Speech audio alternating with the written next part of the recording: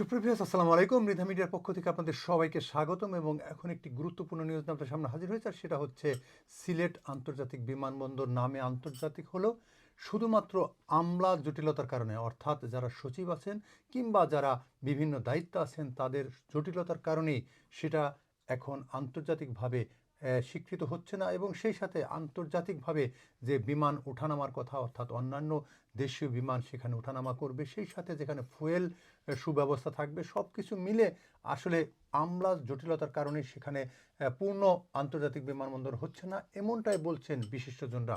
শুনুন তাদের মুখ থেকেই। ফ্লাইট যদি আমরা বৃদ্ধি ফ্লাইটের ডিমান্ড খুব বেশি, যাত্রীদের চাহিদা খুব বেশি, ফ্লাইট আরও বাড়ানো দরকার, কিন্তু আমরা সাথে সাথে চাই যে তার বাড়াও যাতে কমানো হয়, বাড়া যদি সহনশীল পর্যায়ে না হয়।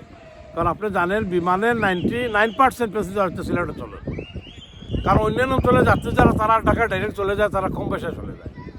সুতরাং আমি মনে করি যে ফ্লাইট বাড়ানো হোক, যে সাথে সাথে বিমানের বাড়ানো যাতে কমানো হয়, সেটা হচ্ছে আমাদের মূল দাবি। আমাদের যেটা অনেক দিনের এটা বিলম্বিত একটা প্রজেক্ট, যার জন্য অলরেডি ফান্ড বরাদ্দ হয়ে গেছে, কিন্তু সবচেয়ে বড় প্রবলেম যেটা হচ্ছে যে এক্সিকিউশন পলিসির মধ্যে এই প্রজেক্টটা এখনও আসে নাই, যার জন্য এটা অন্যান্য ডিস্ট্রিক্টের এয়ারপোর্টের তুলনায় অনেক পিছিয়ে আছে। আমরা ব্যবসায়ীরা মনে করি খুব বাংলাদেশের সিলেটের জন্য এবং বাংলাদেশের জন্য খুবই প্রয়োজন যত তাড়াতাড়ি সম্ভব এই এয়ারপোর্টটা যদি পূর্ণাঙ্গ আন্তর্জাতিক ইন্টারন্যাশনাল এয়ারপোর্ট হিসেবে এটাকে ঘোষণা করা হয়, তাহলে আমাদের ব্যবসায়ীর জন্য প্রথম ফলাফল হচ্ছে প্রবাসীদের যাতায়াতের যে সুবিধা, দ্বিতীয়টা হচ্ছে ট্রান্সপোর্ট কস্ট অফ এক্সপোর্ট, যেটা বাংলাদেশ থেকে আমাদের অনেক ফ্রুট ভেজিটেবল আছে যেগুলো বাংলাদেশ সিলেট থেকে সরাসরি এখানে আসে, এটা আমাদের ইম্পোর্টারদের জন্য খুবই সুবিধা, আমাদের চেম্বারের মেম্বারের জন্য খুবই সুবিধা। এবং আমি মনে করি এটা is a must to do a project সিলেটের জন্য। আর মেইন অসুবিধা হচ্ছে এটা যে সরকার ফ্রি মার্কেট ইকোনমির কনসেপ্টটাই হচ্ছে যে সরকার কোনো প্রাইভেট প্রজেক্টের মধ্যে যেন হস্তক্ষেপ না করে, কিন্তু এটা বিলম্বিত হওয়ার একমাত্রই কারণ যে সরকারের ইমপ্লিমেন্টেড পলিসির মধ্যে এটাকে এখনও আনা হয় নাই, যেটা এখনই আনা উচিত আমরা মনে করি।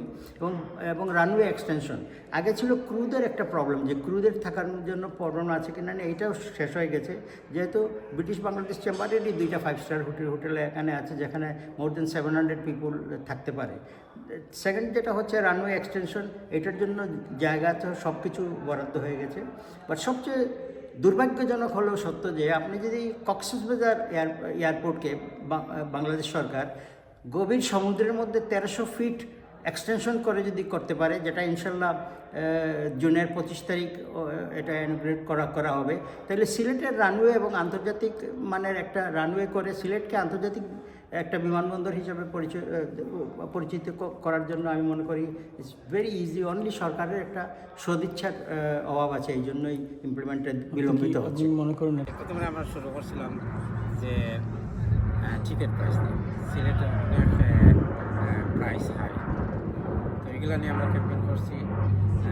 এরপরে অনলাইন যে টিকিট পাওয়া যায় না, এগুলোও আমরা ক্যাম্পেইন করছি। এরপরে হইল গিয়ে যে আপনার সিন্ডিকেট সম্বন্ধে আমরা অনেক আলাপ আলোচনা ক্যাম্পেইনও করছি। আর যে সিলেট আসলে নামে কিন্তু ইন্টারন্যাশনাল এয়ারপোর্ট, 1992 এটা নাম করা হয়েছে ইন্টারন্যাশনাল এয়ারপোর্ট, কিন্তু অ্যাকচুয়ালি ইজ নট। আমার মনে হয় কিতা যে কোনো সময় আমি ফিল করি যে একটা ইন্টারন্যাশনাল না দিয়া ন্যাশনাল এয়ারপোর্ট দিলে আরও ভালো, বুঝছেন। যখন ইন্টারন্যাশনাল এয়ারপোর্ট হয়ে যায় তখন তো সব ফ্লাইটের একটু সুযোগ দেওয়া দরকার, তখন আমরা যে প্রাইসগুলো কোম্পানিতে থাকবো, মার্কেটও প্রাইস ভালো চলবো, এরপরে অনেক প্যাসেঞ্জারও সবসময় যাইব, প্রত্যেক সপ্তাহেও প্যাসেঞ্জার যাইব। আমরা যে বিগত কিছু কাজকর্ম আমরা করছি, যেগুলো হইল যে প্রথমত আমরা যে বিমানের ডাইরেক্টর আসরা জামান তার লগে আমরা যোগাযোগ করছি, তাই আমরা কোনো সুযোগ দিচ্ছেন না যে তার লগে আমরা ডিসকাশন করবার লাগে, আর তাই হয়েছে তো আমরা জানি না যে ঢাকা। আচ্ছা, এত ডিটেলস না হয়ে এটা একটা বিরাট অঙ্কের রেভিনিউ সরকার পাবে এবং it will B a direct contribution to the national Exchequer. এখন সেটা করতে হলে আপনার প্রথমত সেই ফ্যাসিলিটেশন শুধু দেশীয় এয়ারলাইন ঢাকা থেকে সিলেটে আসবে আর সিলেট থেকে 2-4টা ইন্টারন্যাশনাল ফ্লাইট দেশীয় এয়ারলাইন করবে, সেটার জন্য সেটা লাভজনক হবে না। সিলেট এয়ারপোর্টকে লাভজনক করতে হলে বিদেশি এয়ারলাইনদেরকে সুযোগ সুবিধা করে দিতে হবে। সেই সুযোগ সুবিধাগুলো করতে হলে প্রথমত এইখানে যে সিকিউরিটি সিস্টেমটা চারিদিকে এটা ফুললি সিকিউর করতে হবে, যে কেউ যাতে ঢুকে এটা হাইজ্যাক না করে ফেলতে পারে, গরু ছাগল যাতে না ঢুকতে পারে। হ্যাঁ, এটা হলো একটা। সেকেন্ডলি হলো টার্মেক হয়তো আর একটু বড় করতে হবে এইখানে, যাতে এট এ টাইম মিনিমাম 15-20টা এয়ারক্রাফট হ্যান্ডলিং করতে পারে। বেটার রিফিউলিং ফ্যাসিলিটেশন ক্রিয়েট করে দিতে হবে এবং চার্জেস অফ দ্য ফিউল এটা গ্রহণযোগ্য হতে হবে, যাতে আরেকজন ওই পাশের দেশে গিয়ে ট্যাঙ্কারিং না করতে হয়। হ্যাঁ, বাংলাদেশে সিলেটে যদি এটা একটা ফ্যান্টাস্টিক জিওগ্রাফিক্যাল লোকেশন, এইখান থেকে আপনার বিভিন্ন কার্গো এয়ারলাইন্সগুলো স্টপ করে ফিউল আপলিফট করতে পারে, এইখান থেকে কার্গো কালেক্ট করতে পারে। পাশাপাশি প্যাসেঞ্জার যে ফ্যাসিলিটেশনটা, সেখানে আমি বলবো educate number of passenger handling capacity এখনও হয় নাই, এইটাকে বাড়াতে হবে। ফর এক্সাম্পল আপনার মোর কনভেয়ার বেল্টস ইনস্টলেশন করতে হবে। এখানে বড় বিমানগুলো হ্যান্ডলিংয়ের জন্য যে হ্যান্ডলিং এজেন্টসগুলো, এইখানে আদার দেন বিমান, এইখানে আরও 2-3টা হ্যান্ডলিং এজেন্ট দিতে হবে এবং ওনারা এডুকেট নাম্বার অফ ইকুইপমেন্টস যেমন toilet flush card, AC, electric connectivities যেগুলা প্রয়োজন হয় একটা এয়ারক্রাফটের, তারপরে লোডিং আনলোডিংয়ের জন্য যেসব ইকুইপমেন্টগুলা, পুশব্যাক যেগুলা, এগুলা শুধু বিমানের আছে। তো বিমানের যেহেতু আছে, বিমানের এটা একজন জিম্মি হয়ে শুধু ওরা যে রেট দিচ্ছে ওই রেটেই নিতে হবে, আদারওয়াইজ আপনি অপারেট, যার কারণে অন্য কোনো বিদেশি এয়ারলাইনগুলো আসছে না। সেটার পাশাপাশি আমি মনে করি যে এখানে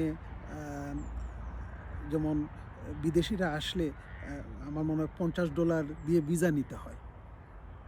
আপনি দেখেন ইউএইতে একজন বিদেশি পাসপোর্ট নিয়ে অন অ্যারাইভেল ভিসাতে there is free of charge, থাইল্যান্ডে ফ্রি অফ চার্জ, আপনার সিঙ্গাপুরে ফ্রি অফ চার্জ, মালয়েশিয়ায় ফ্রি অফ চার্জ।